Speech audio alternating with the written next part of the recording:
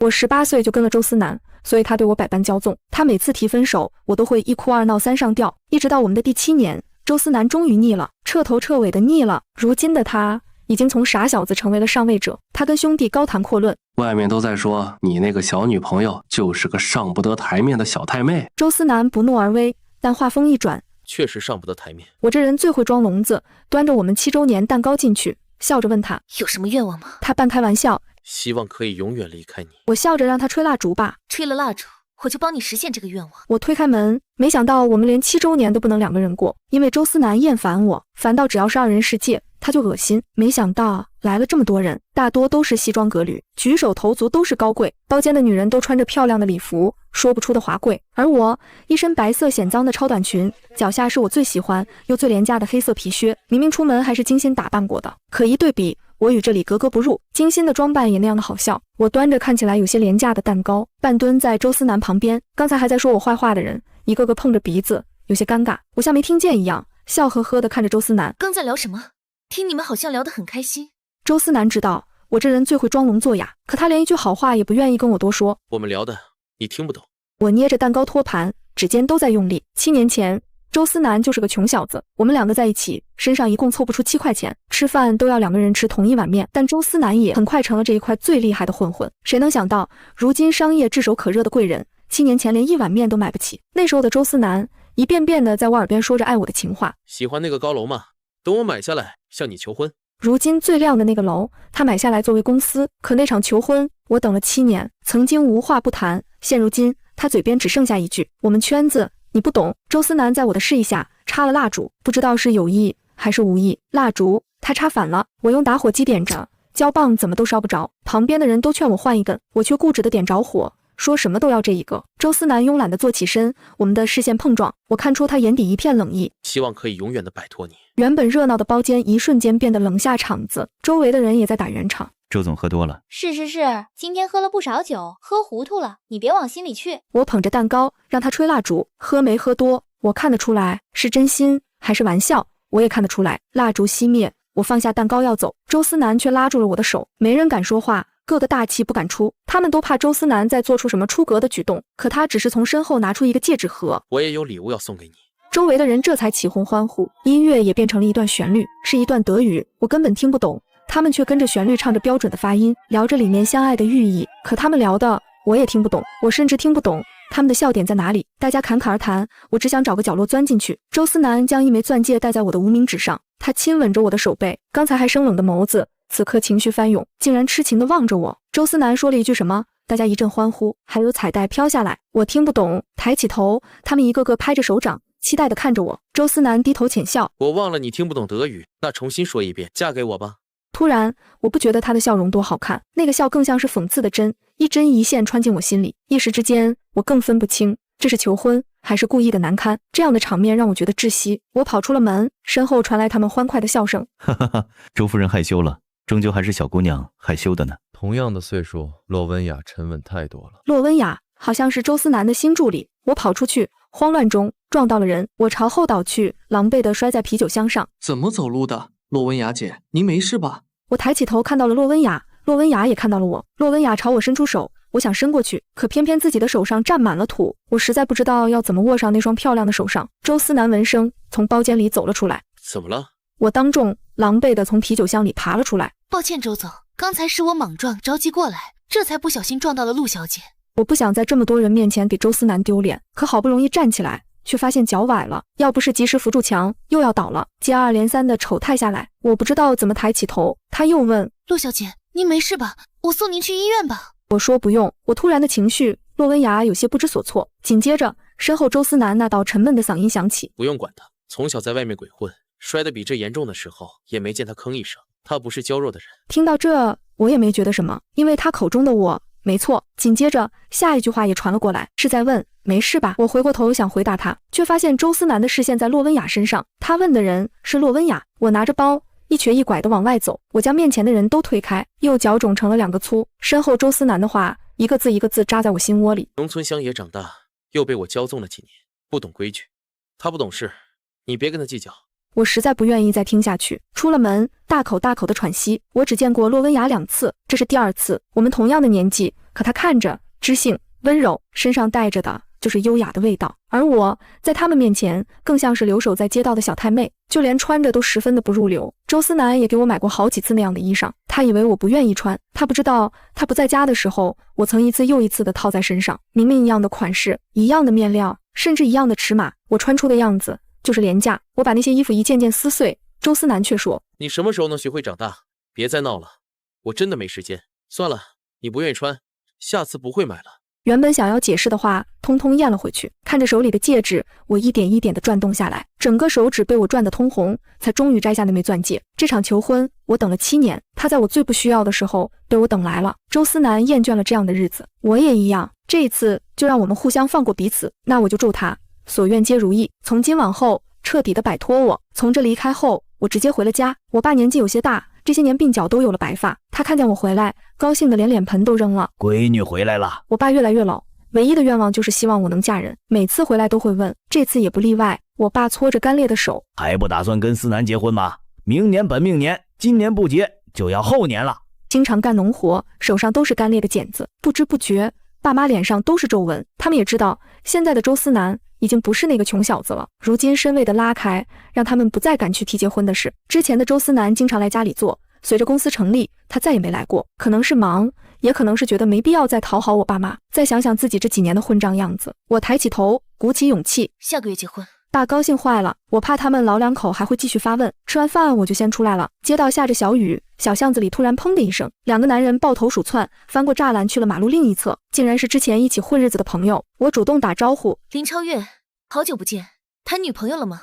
林超越挠挠头，憨憨地笑着：没有，家里催得紧，这不是条件不好，谁家姑娘能看上我啊？林超越搓着手，回头看着弟兄们，立马严肃了起来：叫人，陆姐。他们齐声说：陆姐好。他们一个个破衣楼搜，5、6个人，只打着一把脏脏的雨伞，有2个看着年纪还不到20岁，一个个瘦得跟麻杆似的。我问：没吃饭吧？我请你们吃个饭吧。我记得前面有个老张馄饨。林超越下意识的就要拒绝，话说了一半，看着兄弟个个期待的眼神，还是答应了下来。是老张馄饨，还是老价格，还送个鸡蛋。我按着记忆中的小路走，林超越突然扶了我一把：你这脚怎么了？来，我背你。我摆手：不用，没起步路。林超越固执的蹲下，我站在原地没动，他似乎也觉得不太合适，挠了挠头：快到了，我扶着你吧。林超越二话不说，跟着身后的兄弟架着我，2个人个子高，我的脚都离地了，他们也没发现。刚坐下来，他们几个坐得板板正正，齐刷刷的看着我。我说：你们自己点，随便吃。有了我的话，他们争抢着点餐，只有林超越还端正的坐在我对面。会不会太破费了？不知道身后的谁说了一句：岳哥，咱们陆姐可是思南哥的人，怎么会缺这点钱？是啊，思南哥现在可是身价1000亿的大老板。林超越也被说的不好意思，举手只要了一碗馄饨。我都差点忘了这事。这些年跟思南还好吗？他对你挺好的吧？我没说话，他低头一直吃着东西。他又问：你们也快结婚了吧？外面的雨还在下，我拄着下巴看着屋檐摔下来的雨珠。在一起7年了，林超越，你以前跟我说的话是认真的吗？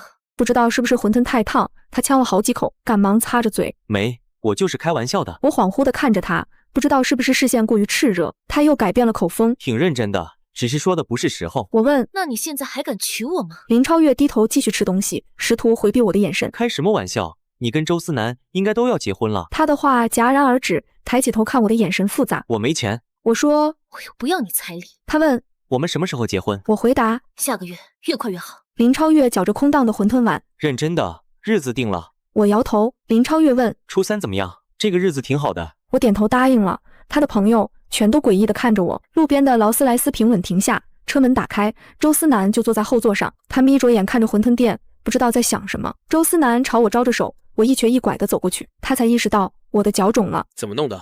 我看了他一眼。你还真是贵人多忘事。习惯了我温顺的模样，突然说出这种话，他还觉得有些不爽。好歹你也是我的人，以后出门在外少和这些人来往。我知道他嘴里最看不上的人是林超越他们，可7年前他们还坐在同一个饭桌上讨食，30年河东30年河西，这话一点都不假。我坐上车，没等他开口，就继续说下去。他们是我朋友，自从你好起来，就再也没来过县城，我爸妈那也没有去过，究竟是没时间，还是害怕面对曾经狼狈的自己？周思南，你回不到以前的日子，但你也确确实实是从底层而来，你是不是也觉得他们给你提鞋都不配？包括我。周思南一时之间满是惊诧。这些年装得很累，这是我第一次说出否定他，让他不开心的话。周思南拳头紧紧地捏在一起，心中的怒火层层掀开。露娜，长本事了是吧？他不断地压制着情绪，可我偏偏不想如他所愿。来都来了，不想看看你曾经生活过的地方吗？这些你瞧不起的人，就是你曾经的自己，但你不如他们，他们至少坦荡不懦弱，而你虚伪至极。从爬上高位开始，周思南身边全都是好人，没有一个人会说忤逆他的话。他满身黑气，太阳穴的青筋砰砰乱跳，咬着牙从牙缝里挤出了一个滚字。我被周思南从车上丢了下去。周思南捏着眉心，知道错了再滚回来，我没工夫陪你闲闹。助理紧急疏散着他的气焰。周总放心，不出1个晚上，陆小姐就会服软。周思南嗤笑一声，他最好再也别回来。是，我就是这么不争气。对周思南的脾气，我只会1哭2闹3上吊。可这次他的如意算盘怕是不灵了。身后的馄饨店几个人一直关注着这边的情况。那个是思南哥吗？思南哥怎么没上来看看我们？他刚才看我们的眼神有点吓人，我没敢打招呼。我怎么没看出凶？倒像是在看几个无关紧要的人。月哥，你真敢娶陆姐？他们2个明显在吵架，人家小两口床头吵架床尾和的，说不定明天陆姐就在思南哥怀里撒娇，到时候就没你什么事儿了。是啊，月哥，你这是何苦呢？你这些年又不是没打听过，陆姐爱思南哥爱得要死，3天2头放下身段去讨好，你还是别掺和了。我听不太清他们在聊什么，回过头，几个人全都朝我憨笑。我拦了个计程车，准备上车的时候，林超越叫住了我。我回过头，他双手并在嘴边朝我喊着：“别忘了我们的约定。”回家我睡了1天1夜，睁开眼打开手机，空无一条消息。下午手机不断震动，我以为是婚礼策划发来了方案，没想到是周思南的总助理洛温雅。陆小姐，周总今天应酬喝多了，您能来接他吗？还是我送周总回去？洛温雅没等我回消息，先发了他的地址。我没回他的消息。回到住处时，门口停着车，停着一辆陌生的车。我清楚看见坐在副驾的周思南意乱情迷地盯着洛温雅。他现在是上位者，可以坦然地看着眼前的人，只需要挤住眼神，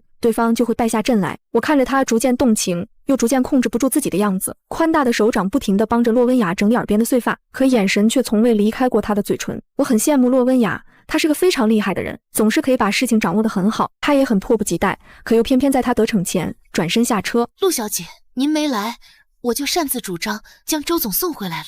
洛温雅把周思南从副驾驶扶下来，朝着我身上推了推。陆小姐可以放心，虽然周总喝了很多酒，但是我可以把他完完整整的带回来。我怀疑他的话一语双关，可他笑得实在是太真诚了，我也不愿意去多想。我扶着周思南回去，余光看见他的视线依旧留恋在他的身上打转，他不安分的动作只会增加我脚踝上的负担，疼痛险些让我把他摔出去。洛温雅推开车门，急忙跑过来，担心地扶着周思南。陆小姐，我帮你吧。周思南到底醉没醉我不知道，他的手掌紧紧地包裹着洛温雅的手。洛温雅不断滑动着周思南无名指上的戒指，似是想提醒着周思南，又或者是想越界了。我不想看他们互相试探的眼神，招呼了管家。管家帮我把周思南扶了上去。我就在1楼给自己的脚踝涂了红花油，在1楼歇了一会儿，才上楼。走到楼梯拐角，撞见了下楼的洛温雅。我在楼下至少坐了40分钟，还以为她早就走了。陆小姐，我就先走了。她大方地打着招呼，我没吭声。回到卧室，以为她早就睡了，没想到还靠在床头，浑浊的眼睛里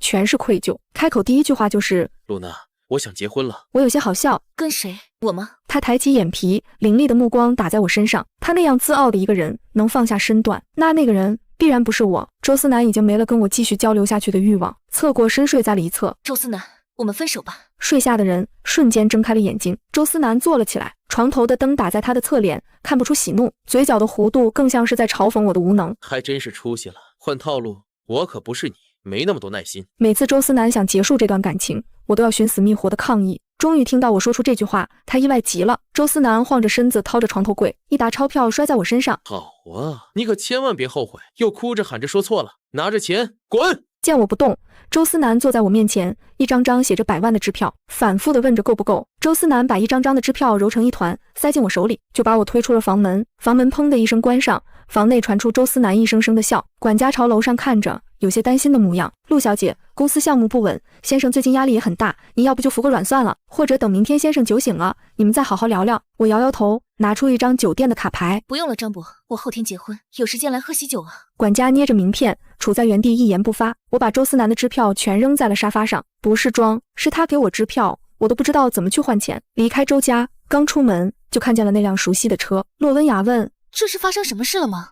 我开车刚回去，周总就让我过来，这么晚了，你知道是什么事吗？”没等我说话，远远的传来清冷的声音。回过头，周思南站在露台上，手中端着一只酒杯。洛温雅梅立刻上去将手机拿给我看，这是周总请的设计师设计的结婚主题，陆小姐喜欢哪一种？他跟设计师的聊天记录里是各种精美的结婚主题规划，不知道是不是手滑，他不小心按到了设计师发来的语音。周总的小女朋友不是个不学无术的小太妹吗？周总这么大费周章，他一个野丫头看得懂吗？我的设计也不是毫无门槛的，给一个小太妹设计，太埋汰我了吧？如果是给你跟周总设计，我还是很愿意代劳的。洛温雅手一抖，立马快速的关掉了语音，可该不该听见的我也都听见了。他解释，陆小姐，抱歉，是我工作失职，这设计师是周总特意从国外请过来的，脾气不太好，但是专业确实很厉害。我说，你不用跟我解释，他说的也没错。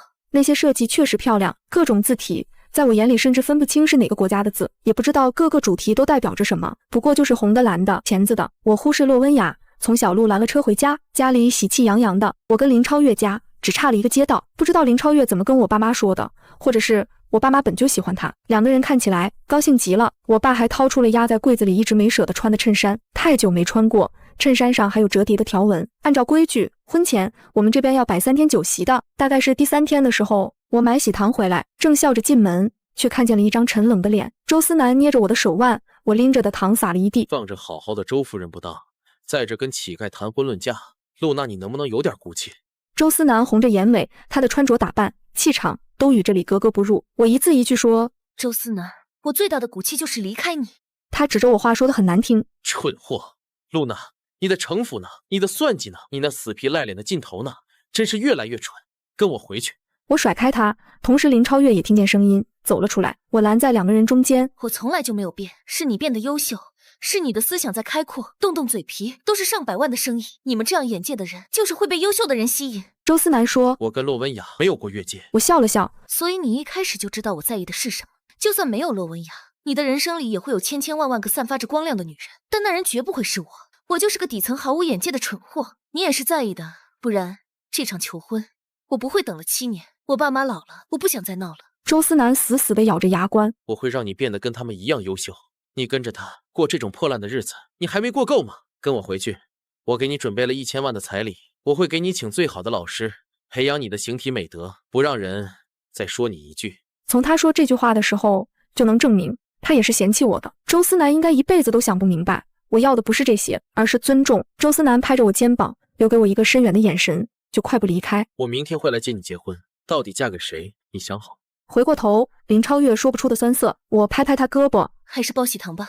我爸妈也出来，看着一地的糖，着急的捡着，几颗被踩碎的，我妈都捡起来塞进了嘴里。没事，不脏的，别浪费了。我妈仰头朝我笑，肉眼可见的开心着。我没把周思南的话当回事，也没想到他真的敢在我结婚的日子里公然抢亲。我到了门边，看着那对豪华的车队，才知道周思南昨天的话是认真的。所有的人都关注着右边的车队，只有我跟林超越没有笑出来。我们没那么多钱，也不愿意拿过多的钱去请豪华的车队，原本就是普普通通的婚礼，对比之下，我们这边简直是不能看，洗过的车子也会觉得脏脏的。周思南从车上下来，穿着一身西装，跟平日里也没什么两样，唯一不同的就是手里多了一束手捧花。我跟林超越已经准备上车，周思南的手按在了车门上。在一起7年，你就准备放弃了吗？一句话让我浑身僵硬在原地，周围投来一道道目光，像是要把我烤化。周围碎语，哦，这不是思南吗？之前总在街上混的那个，还真是，现在变成大老板了。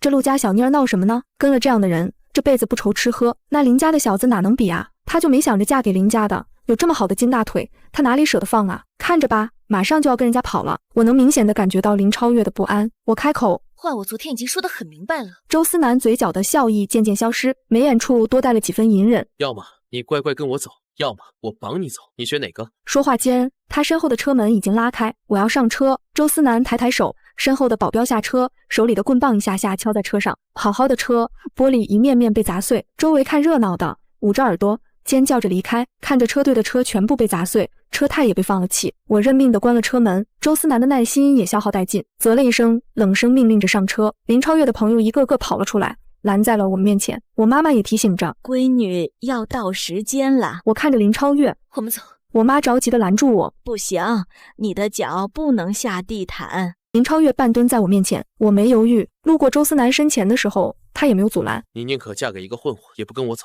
周思南深吸口气，一脚踹在自己的车上。林超越背着我过了2条街，到了饭店。饭店不大，镇上的婚礼都在这里办。林超越说，虽然彩礼少了点，以后我补偿你。我爸给我们弄了个小店，以后也算有个营生，我绝不会亏待你。我点头。进了大厅，两方父母都坐在那，等着我们去改口敬茶，上面放着我们的彩礼跟陪嫁，彩礼6万，陪嫁6万。可我妈打开箱子的时候，原本6万的陪嫁箱子里是一沓一沓的钞票，满满一箱。余光中，台下站着一个人，我没去看那个方向。我们的典礼很小，但该有的都有。随着大家吃饭，场面乱糟糟的，我也终于有时间跟他单独聊聊了。这么小的地方，怕是招待不了你吧？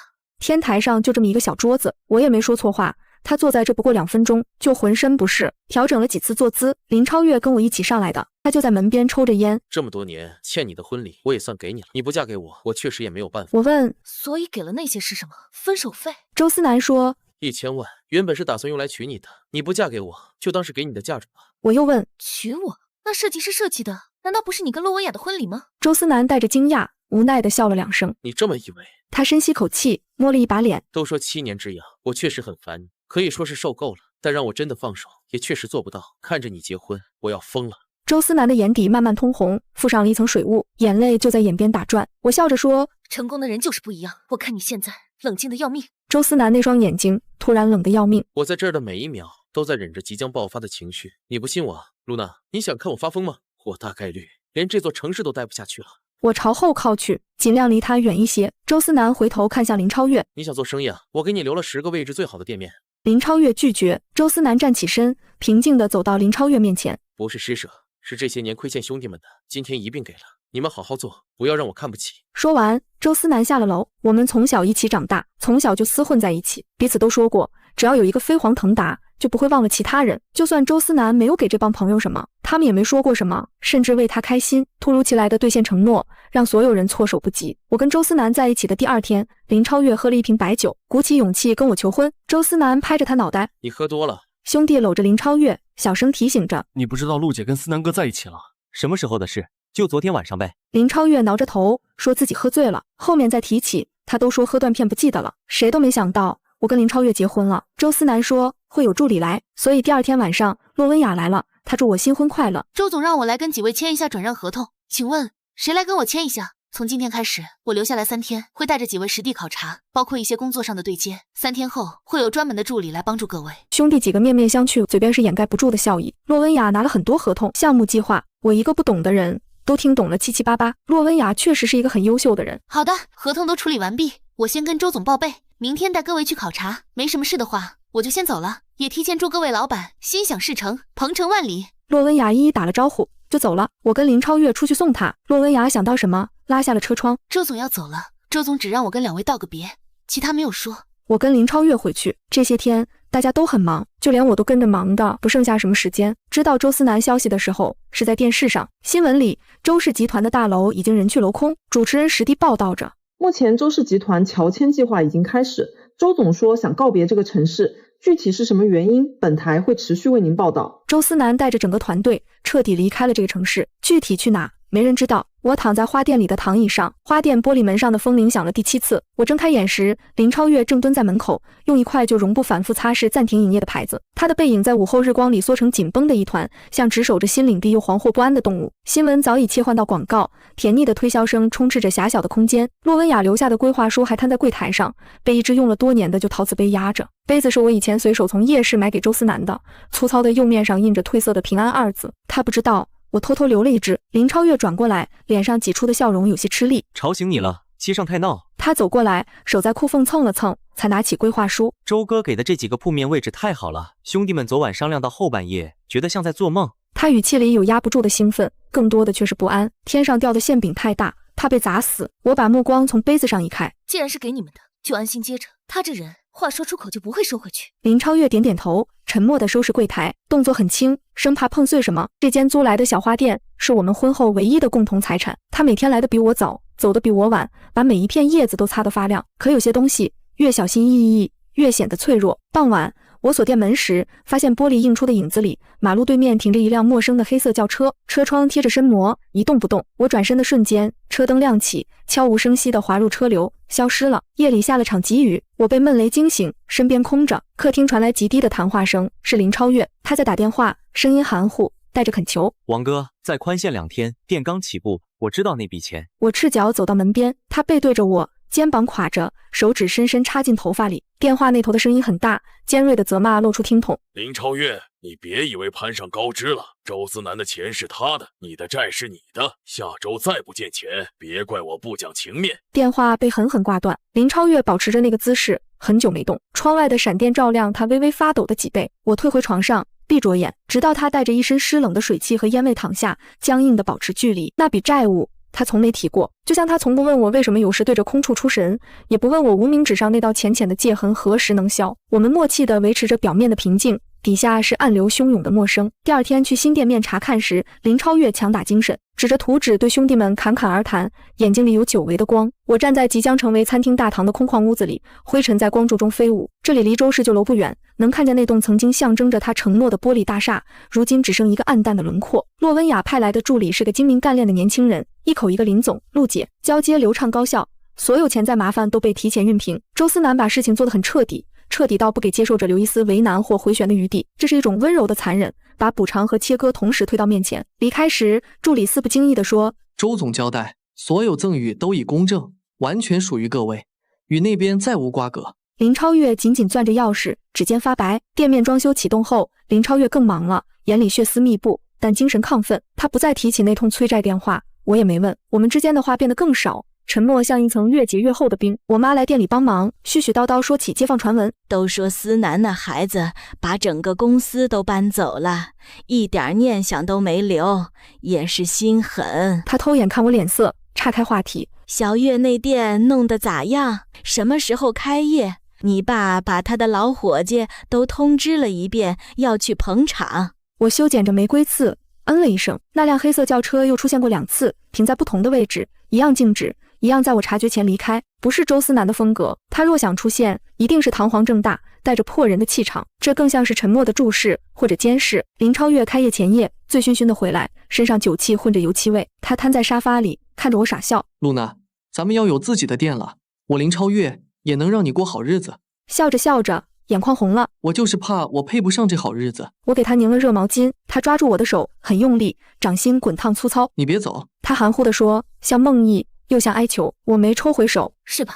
明天还要忙。他很快沉沉睡去，眉头拧着。我坐在黑暗里，听到他衣袋里手机震动，屏幕亮起，是一条没有署名的短信，只有一串数字，是还款金额，后面跟着冰冷的倒计时。3天。林超越的悦然餐厅开业那天，热闹非凡。他那些兄弟都穿上了不合身的西装，忙前忙后。街坊邻居来了不少，冲着周思南兄弟的名头，也冲着好奇。花篮从门口一直排到街角，最显眼处是一个没有落款的白百合花篮，卡片上印着一句德文，我认的那字体和当年求婚戒指盒里卡片上的一样。林超越忙着应酬，没留意，我让伙计把那个花篮挪到了不起眼的角落。典礼刚开始，人群外围一阵骚动，几个穿着花衬衫、膀大腰圆的男人挤了进来，为首的是个光头，脸上带笑，眼神却冷。林超越的笑容瞬间僵住，下意识往前半步，把我挡在身后。光头嗓门洪亮，拍着林超越的肩膀，力道不轻。林老板，开业大吉啊，哥几个也来沾沾喜气。王哥，让我捎句话。他凑近些，声音压低，却足够让周围几个人听见。上次说的那事儿，最后一天了，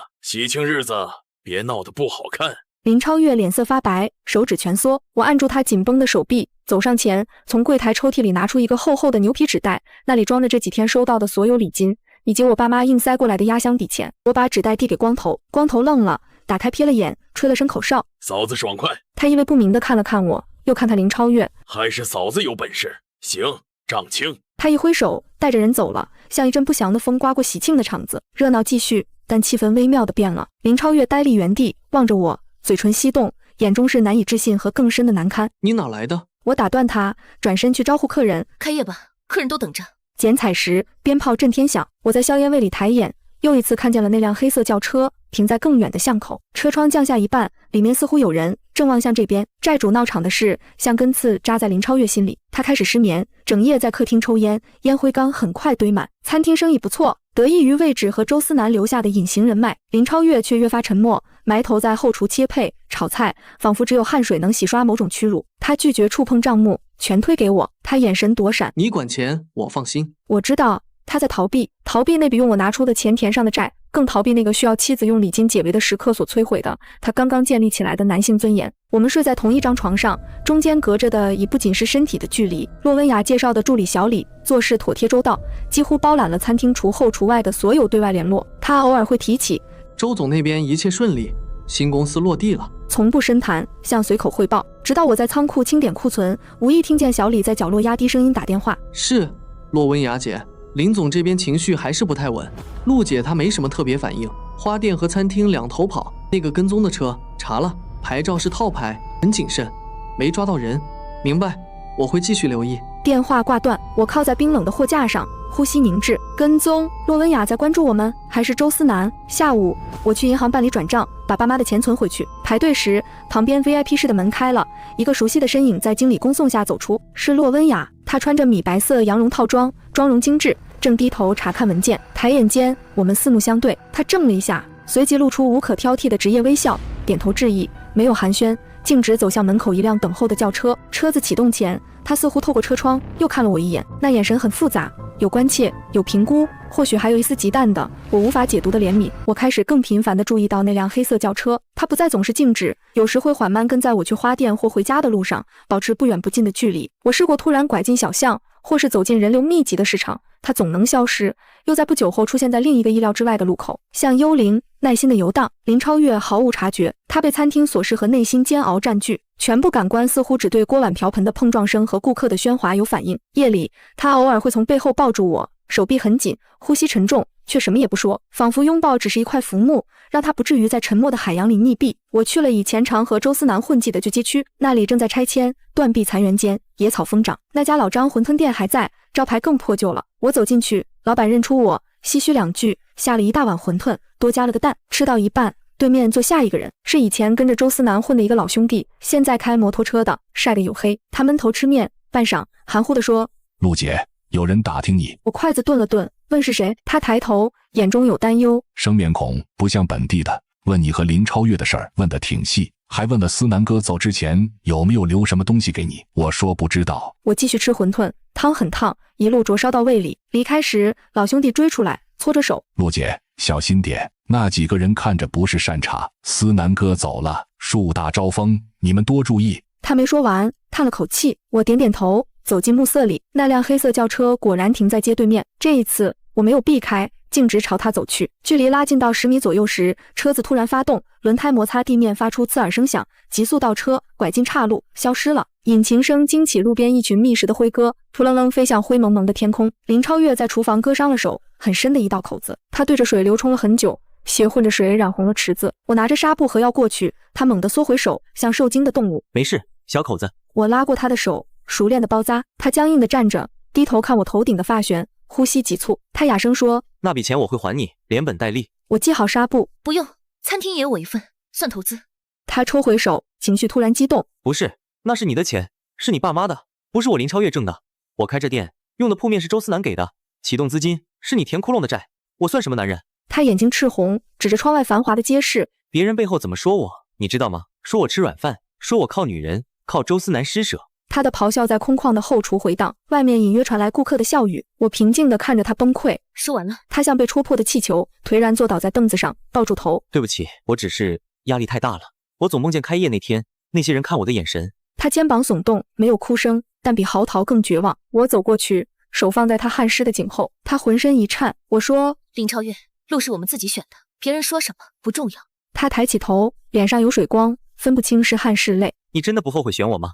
这句话他问得小心翼翼，像在悬崖边试探。我没回答。后悔是一种奢侈的情绪，我早已习惯不去触碰。答案本身或许已经不再重要。一天，花店深夜被撬，没有丢失贵重物品，但抽屉被翻得乱七八糟，我的旧物散落一地，其中有一个铁皮盒子，里面是7年来和周思南有关的零碎东西，电影票根、游乐园门票，他写过的潦草字条，还有那枚被我摘下的钻戒。盒子被打开，东西没有被拿走，只是搅乱了。警察来做笔录，定性为入室盗窃未遂。林超越坚持晚上睡在花店守夜，眼里布满红血丝，像只警惕又疲惫的困兽。他嘶声问我，带着压抑的愤怒和怀疑：是不是周思南？他是不是反悔了，不想让我们好过？我异常肯定不是他。周思南的作风，要么给，要么毁，不会做这种阴湿的试探。林超越踢翻了一个垃圾桶。那会是谁？我收拾着满地狼藉，捡起那张游乐园门票，那是我们在一起的第3年，他赚到第一笔像样的钱，带我去林氏新开的乐园。过山车上，他紧紧抓着我的手，尖叫的比我还大声。下来后，他脸色发白，却强撑着说下次还敢。门票背面，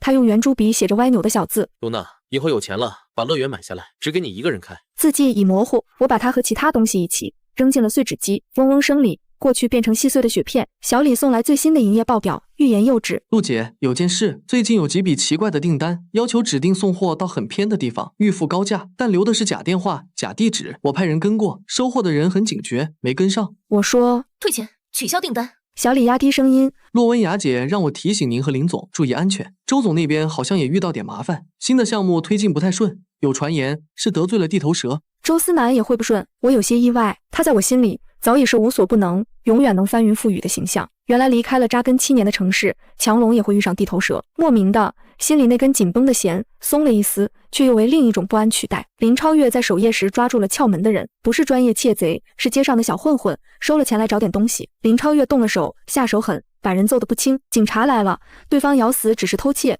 林超越却因伤人被带走问话。我在派出所见到他时，他嘴角淤青，眼神却有种发泄后的狠厉和空洞。他舔了舔破裂的嘴角。他们不说谁指使的，但我知道是冲你来的，冲你和周思南有关的东西。他看着我，眼神锐利的像要剖开什么。你还有什么没告诉我？周思南到底留了什么祸害给你？我无言以对，我什么都不知道。保释林超越出来时，遇到了那个光头债主王哥，他正好从另一个调解室出来，看见我们咧开嘴笑了，走过来拍拍林超越的肩。林老板脾气见长啊，不过打些小喽啰有什么用？他凑近，声音黏腻。真想解决问题，得找对正主。有人对你老婆以前的事特别感兴趣，出价可不低，特别是和周老板有关的那部分故事。林超越一把揪住他的衣领，被警察喝止。王哥整理着衣服，冷笑：别冲我来，我就是个传话的，对方来头不小，你们自求多福。他扬长而去。林超越站在原地，拳头捏得咯咯响，胸膛剧烈起伏，夕阳把他的影子拉得很长，颤抖着。回家的路上，我们一言不发。快到家时，那辆黑色轿车再次出现，这一次他没有跟一段就离开，而是缓缓与我们并行。副驾驶车窗降下，露出一个戴着墨镜男人的下半张脸，嘴角似乎噙着一丝冰冷的笑。随即车窗升起，车子加速绝尘而去。车牌号这一次看清楚了，是外省的。林超越猛地踩下刹车，轮胎发出刺耳尖鸣。他伏在方向盘上，肩膀剧烈抖动，不是恐惧，是愤怒到极致的战栗。他抬起头，眼睛在昏暗车厢里亮得骇人。不管是谁想动你，除非从我身上踏过去。这句话他说的斩钉截铁。那一刻，我在他眼中看到了多年前那个街头混不吝的少年影子，不是为了生存的凶狠，而是带着破釜沉舟的守护意味。我们开始着手调查。小李通过洛温雅的关系查到了那个外省车牌的一些模糊信息，指向林是一个颇有势力的商贸公司，老板背景复杂，而王哥口中的对方似乎与这家公司有千丝万缕的联系。小李谨慎地说，周总早年起步，手段雷霆，确实结过一些仇家。有些人当年被压得太狠，现在周总跟机挪走，可能是想从他身边人这里找点麻烦，或者找点能打击他的东西。我说，我和他已经没关系了。小李沉默片刻，陆姐，在外人眼里不是这样，你是周总公开承认过的，在一起7年的女人，你的任何事都可能被拿来大做文章，特别是在他现在新地盘立足未稳的时候。我感到了冰冷的寒意。原来即使分开，即使他远走，我们依然被无形的线捆绑在一起，一荣未必俱荣，一损却可能俱损。林超越联系了他所有还能搭上线的三教九流朋友，请客吃饭，散钱打听，消息零零碎碎汇总过来。那家商贸公司的老板姓吴，早年和周思南在抢一块地皮时结过梁子，输了，损失惨重，一直怀恨在心。周思南突然撤离，吴老板的势力似乎趁机渗透过来，而我们成了他眼中现成的柔软的靶子。我感到荒谬。他想干什么？抓我去威胁周思南？林超越面色阴沉，也许不止。小李暗示，可能想找些黑材料，比如你当年跟我们一起混的时候，有没有留下什么不干净的把柄，或者制造点事端，泼脏水，让周思南名声受累。那些混迹街头的年少时光瞬间变得沉重而不祥。我们那时无知无畏，做过些游走灰色地带的事，虽然后来周思南迅速洗白上岸，但痕迹真的能抹干净吗？花店和餐厅周围开始出现陌生的晃荡身影，电话里也偶尔有陌生的沉默来电，一种无形的网正在慢慢收紧。洛温雅发来一条加密信息，只有短短一句：周已知悉，在处理，务必小心，减少独处。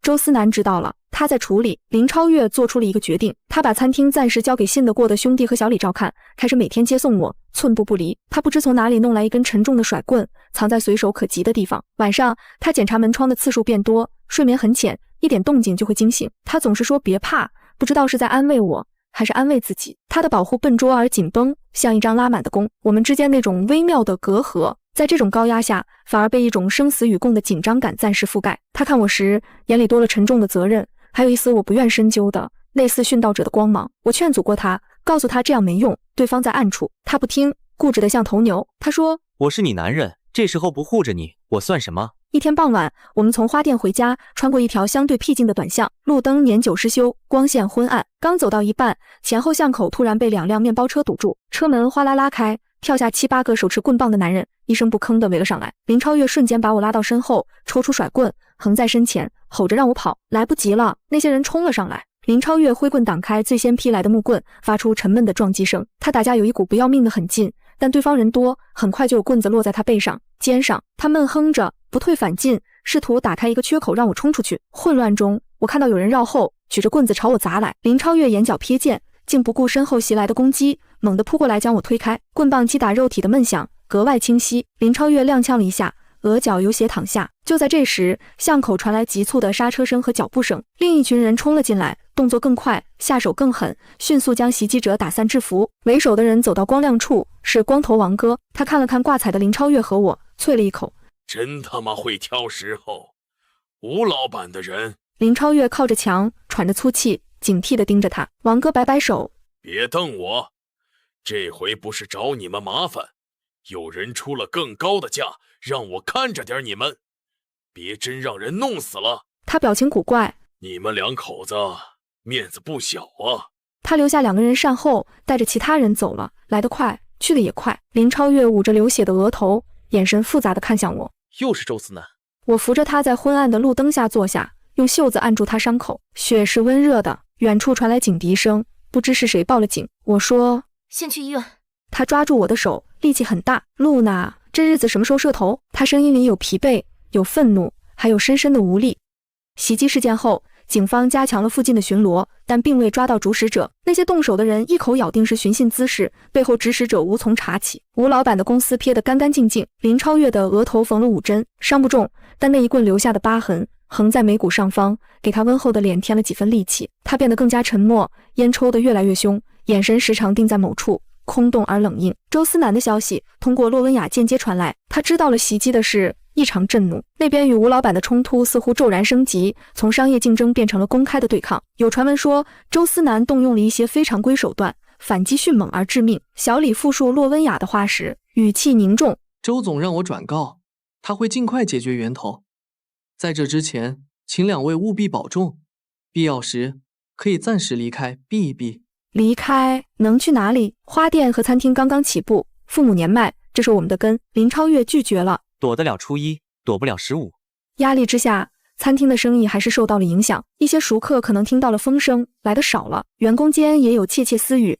一天深夜，我接到一个陌生号码的来电，接听后，对面只有电流的沙沙声，很久才传来一个低沉、略显沙哑的男声，只说了对不起3个字，是周思南。我握着手机，站在漆黑的卧室里，窗外是城市永不熄灭的零星灯火。那声音穿过遥远的距离。周思南那句对不起之后，跟踪和骚扰似乎暂停了，街道恢复了表面的平静，但那种平静更像暴风雨来临前的压抑，空气里都凝滞着不安。林超越额头的伤拆了线，留下了一道显眼的疤。他照镜子时会盯着看很久，然后用手掌重重抹一把脸。他开始背着我去拳馆，很晚才回来，身上带着汗水和淤青。我闻到他换下衣服里铁锈般的汗味，混合着一种陌生的锐利的决心。他没说去干什么，我也没问。花店里，我清掉了一批不易保存的鲜花，在仓库最里层的架子上，我发现了一个落满灰尘的旧书包，是很多年前我用过的。打开，里面除了几本卷编的课本，还有一个硬壳笔记本，鬼使神差的，我翻开了它，里面是少女时代杂乱的字迹、抄录的歌词、琐碎的心情，还有一些连我自己都快要忘记的关于周思南最初模样的片段。今天他又打架了，为了护着巷口卖豆浆的阿婆不被收保护费，脸上挂了彩，还笑着对我说没事，哥帅不靠脸。他说要赚大钱，让我过好日子，眼睛亮得像有星星。我相信他。妈妈病了，他掏空了所有口袋，还跑去卖了血。那张苍白的脸，我一辈子忘不了。指尖抚过褪色的蓝黑墨水字迹，那些早已模糊的细节重新变得清晰。笔记本的最后一页贴着我们从游乐场带回来的那张他写了字的门票存根，旁边是我后来补上的一行小字，已经阴开，我不要乐园，我只要你平安。泪水毫无预兆的滴落，在陈旧的纸页上晕开一小团湿润的深色。原来在那么早以前，我最深的恐惧就不是贫穷，不是分离，而是他行走在刀锋之上可能面临的危险。如今，这份危险以另一种方式蔓延到了我们所有人身上。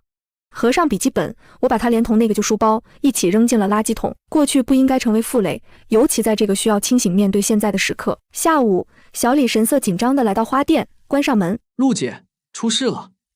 吴老板那边的一个仓库昨晚起火，损失惨重，据说是人为。现在那边炸了锅，矛头直指周总，警方已经介入调查。我心头一沉，周思南干的。小李压低声音，没有证据，但手法很像周总早年的一些风格。而且吴老板放话要用自己的方式解决，我担心他会更疯狂地报复到你们这里。洛温雅姐建议你们最好立刻动身，去周总安排好的地方暂避，已经都准备好了。动身。在这个关头，我看着玻璃门外街上穿梭的人流，还有对面餐厅里林超越隐约忙碌的身影，我说：林超越不会走的。小李急了，陆姐，现在不是逞强的时候，对方是亡命徒。我打断他，替我谢谢洛文雅和周思南，路是我们自己选的，后果也该我们自己承担。小李张了张嘴，最终无奈地叹了口气。周总预料到你会这么说，他让我转告最后一句话，说这次让你听他的。吴老板仓库起火的事在本地小范围传开，版本各异，官方调查尚无结论，但坊间已将其描绘成一场惊心动魄的江湖恩怨。我们所在的街区气氛更加诡异，一些陌生的眼神飘忽的面孔出现的频繁了些。林超越显然也听到了风声，他没再提去拳馆，而是整天待在餐厅里，后厨的刀磨得雪亮，他甚至还弄来了几瓶防狼喷雾，强硬地塞给我一瓶，让我随身带着。晚上回家时，我在离家不远的一个路口等红灯，一辆摩托车轰鸣着从侧面疾驰而来，后座上的人猛地伸手，似乎要抓我的包或是我的人。我下意识后退，撞在路灯杆上，摩托车擦身而过，那人抓了个空，骂了一声，加速消失在车流里，包带被扯断了。我靠在冰冷的水泥杆上，手脚发软，冷汗瞬间湿透了后背。回到家，林超越见我脸色不对和断掉的包带，什么都没问，转身进了厨房。我听到里面传来菜刀重重剁在案板上的声音，一声又一声，沉闷而用力。这一夜我们都没睡，他坐在客厅沙发里擦着他那根甩棍，我坐在餐桌旁看着窗外浓稠的黑暗。凌晨时分，我的手机屏幕亮起，是一条来自未知号码的短信，只有一张图片，点开是一张偷拍的照片。紧接着第二条短信跳出来，最后一次机会，把周思南的东西交出来，否则后果自负。血液瞬间冲上头顶，又在下一秒冻结成冰。他们调查得很清楚，知道我的软肋，愤怒和恐惧交织，让我浑身发抖。周思南的东西，我有什么？那些早已被我丢弃或深藏的旧物，还是他们以为我知道的他早年不为人知的秘密？林超越走过来，拿过手机，看清内容后，眼睛瞬间变得血红。他猛地将手机砸在地上，屏幕碎裂。他蹲下来，捡起破碎的手机，手指被划破出血也不觉。他说，声音沙哑的不像他自己的：这件事必须了结。我抓住他的手臂，你想干什么？他看着我，扯了扯嘴角，那个弧度比哭还难看。我不能让他们碰你。我是个没什么本事的男人，但护着自己老婆家人是底线。我试图阻止林超越，但他去意已决。他说，我会去找王哥，他们那个圈子有他们的路数。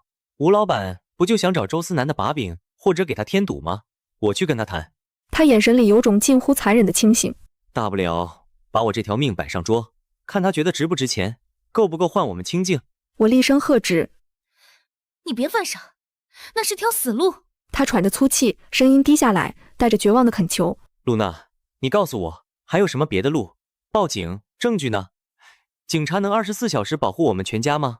我哑口无言。是的，在对方阴损且不择手段的威胁下，常规途径显得苍白无力。我妥协一步，至少告诉周思南。林超越冷笑一声，满是讥诮。告诉他，然后呢？让他再放一把火，还是派人把对方清理掉？是，他做得到。然后呢？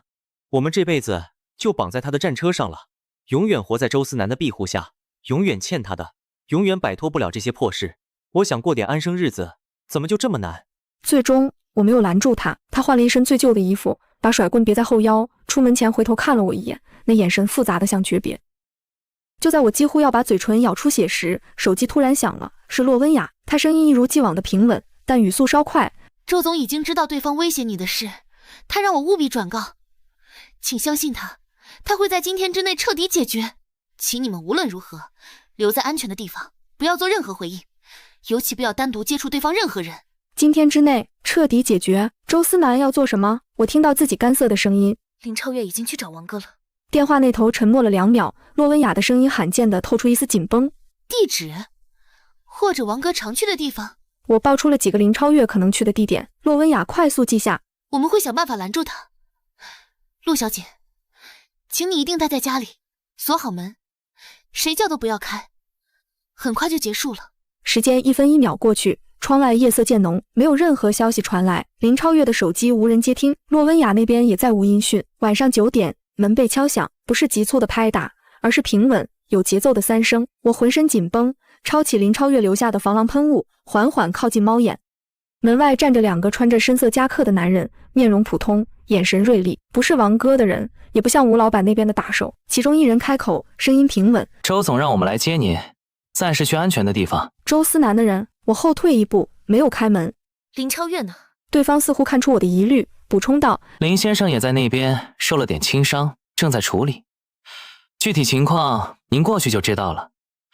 洛温雅小姐应该跟您通过电话。提到洛温雅，我犹豫了一下，对方耐心等待着，没有强行破门的意思。最终我开了门，2人没有进屋，只是示意我带上必要物品，尽快出发。我拿上手机和外套，跟他们下了楼。楼下停着一辆黑色的商务车，车窗贴着深色膜，车子驶入夜色，穿过繁华市区，朝着城郊方向开去。一路上2人一言不发，我试图从车窗观察路线，但很快就被绕晕了。大约40分钟后，车子驶入一个安静的高档住宅区，停在一栋独栋别墅前。别墅灯火通明，我被引到客厅，沙发上坐着一个人，正是额角贴着纱布，脸上带伤，神情疲惫却清醒的林超越。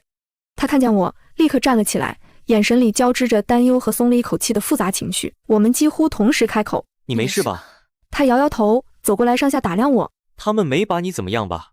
我摇头，看向客厅另一端，周思南站在落地窗前，背对着我们，望着窗外的庭院灯光。他穿着简单的黑色衬衫和长裤，身形依旧挺拔，但肩背的线条透出一种沉重的紧绷感。听到声音，他缓缓转过身，这是我时隔数月再次亲眼见到他。他瘦了些，眼下有淡淡的青色，胡茬未尽，但那双眼睛依旧深邃锐利，此刻正沉沉地落在我身上，仿佛要确认什么。然后他的目光转向林超越，微微颔首。客厅气氛凝滞，洛温雅从偏厅走出来，手里端着托盘，上面是几杯水。周思南开口，单刀直入：吴老板那边不会再找你们麻烦。林超越猛地抬头：你怎么解决的？周思南端起水杯，没喝，只是握着。他仓库的意外足够他喝一壶。警方找到了些有趣的东西，不仅仅是火灾，另外他早年一些不太干净的生意的关键证据，今天下午出现在了他竞争对手以及相关部门的桌上。他语气平淡，像是在说天气。现在他自身难保，没精力也没能力再把手伸过来。林超越和我都愣住了，这是釜底抽薪，不仅仅是击退，是彻底摧毁。林超越喉结滚动，那些证据？周思南打断他，眼神坦荡而冰冷。与我无关，我只是恰好知道一些事情，恰好有渠道让该知道的人知道。至于他怎么应对调查，怎么跟对手撕咬，是他的事。他说的轻描淡写，但我们都知道这背后是怎样的雷霆手腕和精准算计。这不仅仅是报复，更是一种宣告和威慑。林超越问：那王哥他们？周思南看了洛温雅一眼。我的人请林先生回来时，和王哥的人聊了聊。王哥是个聪明人，知道以后该怎么做。这意味着王哥这条线也被周思南握住了，我们这条街区的灰色地带恐怕要变天了。林超越低下头，双手紧握成拳，指节泛白。我看向周思南说了声谢谢，除了这个我不知道还能说什么。周思南的目光再次落回我脸上，停留了几秒，那里面翻涌着许多情绪，最终都归于深潭般的沉寂。他移开视线：你们安全了，这里很安静，可以先住下，等外面彻底平静再回去。他顿了顿，又补充一句，声音更低了些：这次是我连累你们。这句话他说的艰难，骄傲如周思南，承认连累比让他去搏命更难。林超越忽然站起身，对着周思南深深鞠了一躬，他声音干涩：大恩不言谢，餐厅和铺面我会尽快想办法折算清楚。周思南叫住他，语气里有一丝不易察觉的疲惫：那是给兄弟们的，不是给你一个人的，好好做，别让我看走眼，就是最好的还。他走过来，拍了拍林超越的肩膀，两个男人对视一眼，许多未尽之言都在这一拍之中。周思南最后看了我一眼，那眼神很深，像是要把我的样子刻进去，又像是最后的告别。然后他对洛温雅说安排一下，便转身径直朝楼上走去，背影挺直，却莫名透出孤寂。洛温雅走过来，语气温和，房间准备好了，我带你们过去，今晚好好休息，明天再看情况。我们跟着洛温雅走上楼梯，经过2楼走廊时，我瞥见尽头书房的门半掩着，里面没有开灯，只有一点鲜红的火光，在黑暗中明明灭灭，是烟头。周思南站在那里，依旧面对着窗外无边的夜色，像一尊沉默的雕像。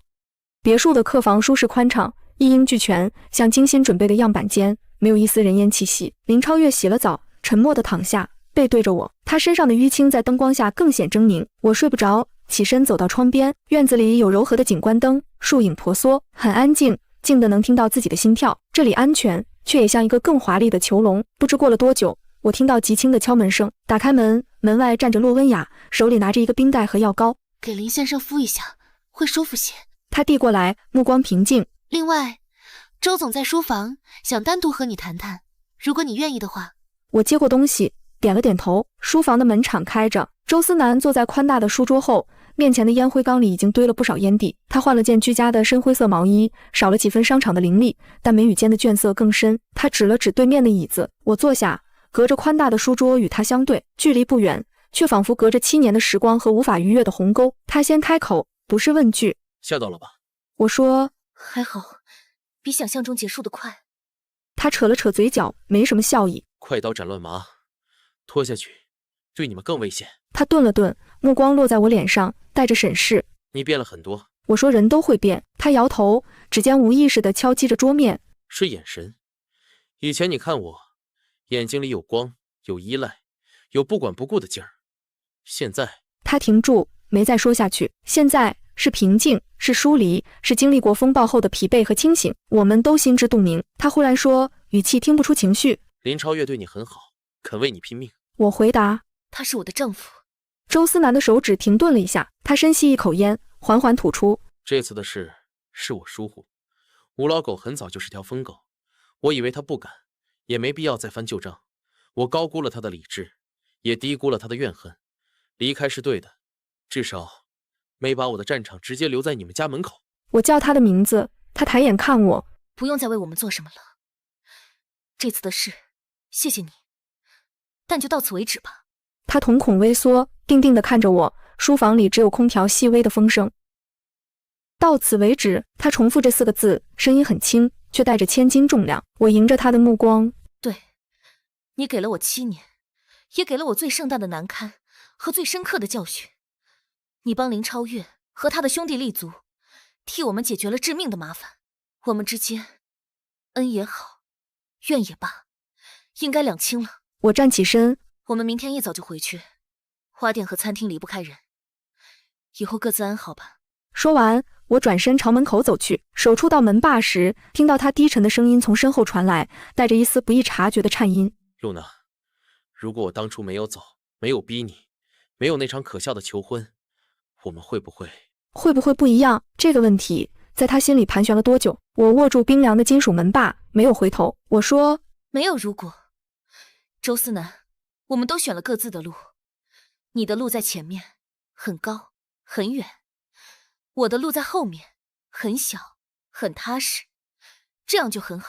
我拉开门走了出去，轻轻带上，隔绝了书房里那个男人，也隔绝了所有关于如果的虚幻泡影。走廊灯光柔和，我靠在冰冷的墙壁上，闭上眼睛，心口某个地方传来细微的绵长的刺痛，像伤口终于开始愈合时的痒与疼。这一次是真的告别了。我试图阻止林超越，但他去意已决。他说，我会去找王哥，他们那个圈子有他们的路数。吴老板不就想找周思南的把柄，或者给他添堵吗？我去跟他谈。他眼神里有种近乎残忍的清醒。大不了把我这条命摆上桌，看他觉得值不值钱，够不够换我们清静。我厉声喝止，你别犯傻，那是条死路。他喘着粗气，声音低下来，带着绝望的恳求。露娜，你告诉我还有什么别的路？报警？证据呢？警察能24小时保护我们全家吗？我哑口无言。是的，在对方阴损且不择手段的威胁下，常规途径显得苍白无力。我妥协一步，至少告诉周思南。林超越冷笑一声，满是讥诮。告诉他，然后呢？让他再放一把火，还是派人把对方清理掉？是，他做得到。然后呢？我们这辈子就绑在他的战车上了，永远活在周思南的庇护下，永远欠他的，永远摆脱不了这些破事。我想过点安生日子，怎么就这么难？最终我没有拦住他，他换了一身最旧的衣服，把甩棍别在后腰，出门前回头看了我一眼，那眼神复杂的像诀别。就在我几乎要把嘴唇咬出血时，手机突然响了，是洛温雅，她声音一如既往的平稳，但语速稍快。周总已经知道对方威胁你的事，他让我务必转告，请相信他，他会在今天之内彻底解决。请你们无论如何留在安全的地方，不要做任何回应，尤其不要单独接触对方任何人。今天之内彻底解决？周思南要做什么？我听到自己干涩的声音。林超越已经去找王哥了。电话那头沉默了2秒，洛温雅的声音罕见的透出一丝紧绷。地址，或者王哥常去的地方。我报出了几个林超越可能去的地点，洛温雅快速记下。我们会想办法拦住他。陆小姐，请你一定待在家里，锁好门，谁叫都不要开。很快就结束了。时间1分1秒过去，窗外夜色渐浓，没有任何消息传来。林超越的手机无人接听，洛温雅那边也再无音讯。晚上9点，门被敲响，不是急促的拍打，而是平稳有节奏的3声。我浑身紧绷，抄起林超越留下的防狼喷雾，缓缓靠近猫眼。门外站着2个穿着深色夹克的男人，面容普通，眼神锐利，不是王哥的人，也不像吴老板那边的打手。其中一人开口，声音平稳：周总让我们来接你，暂时去安全的地方。周思南的人。我后退一步，没有开门。林超越呢？对方似乎看出我的疑虑，补充道：林先生也在那边受了点轻伤，正在处理，具体情况您过去就知道了。洛温雅小姐应该跟您通过电话。提到洛温雅，我犹豫了一下，对方耐心等待着，没有强行破门的意思。最终我开了门，2人没有进屋，只是示意我带上必要物品，尽快出发。我拿上手机和外套，跟他们下了楼。楼下停着一辆黑色的商务车，车窗贴着深色膜，车子驶入夜色，穿过繁华市区，朝着城郊方向开去。一路上2人一言不发，我试图从车窗观察路线，但很快就被绕晕了。大约40分钟后，车子驶入一个安静的高档住宅区，停在一栋独栋别墅前。别墅灯火通明，我被引到客厅，沙发上坐着一个人，正是额角贴着纱布，脸上带伤，神情疲惫却清醒的林超越。他看见我，立刻站了起来，眼神里交织着担忧和松了一口气的复杂情绪。我们几乎同时开口：你没事吧？他摇摇头，走过来上下打量我。他们没把你怎么样吧？我摇头，看向客厅另一端，周思南站在落地窗前，背对着我们，望着窗外的庭院灯光。他穿着简单的黑色衬衫和长裤，身形依旧挺拔，但肩背的线条透出一种沉重的紧绷感。听到声音，他缓缓转过身。这是我时隔数月再次亲眼见到他。他瘦了些，眼下有淡淡的青色，胡茬未尽，但那双眼睛依旧深邃锐利，此刻正沉沉地落在我身上，仿佛要确认什么。然后他的目光转向林超越，微微颔首。客厅气氛凝滞，洛温雅从偏厅走出来，手里端着托盘，上面是几杯水。周思南开口，单刀直入：吴老板那边不会再找你们麻烦。林超越猛地抬头：你怎么解决的？周思南端起水杯，没喝，只是握着。他仓库的意外足够他喝一壶。警方找到了些有趣的东西，不仅仅是火灾，另外他早年一些不太干净的生意的关键证据，今天下午出现在了他竞争对手以及相关部门的桌上。